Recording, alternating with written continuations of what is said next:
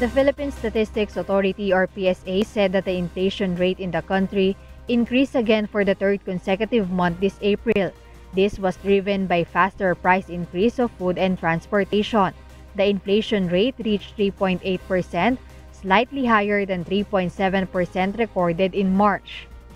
Ang headline inflation o ang pagtaas ng presyo ng mga produkto at serbisyo sa bansa ay bumilis sa antas na 3.8% nitong Abril 2024. However, it still remains within the forecast range of the Bangko Sentral ng Pilipinas, that is 3.5% to 4.3%. Due to continuous acceleration of the price level of goods and services, the call for higher and increase in wages intensifies. The National Wages and Productivity Commission explained that the additional wage depends on the regional wage boards in the country.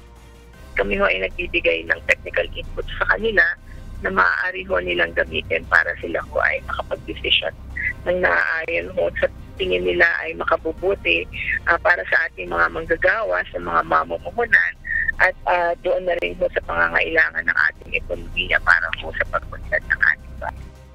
Moreover, the Department of Labor and Employment or DOLE has also passed its technical inputs and comments in the House of Representatives regarding the matter, and it is expected to be discussed again tomorrow, May 8, by the Committee on Labor and Employment. Ang tungkulin po ng aming agency ay magbigay po ng technical inputs sa ating pong mga mambabatas doon po sa kanilang mga inihain na wage bill at ang Department of Labor po ay nakapag-submit na po ng aming comments doon po sa mga bills na nabanggit. Kung sakasakali hong ang gusto ng Kamara ay kuhain sa regional board yung pabalik sa kanila yung polisiya o yung mandato sa pagtatakda ng pasahod ay atin pong igagalang yung kanilang decision sapagkat yung sa amin naman po ay delegated authority. Jed Neresina, UNTV News and Rescue. We serve the people, we give glory to God.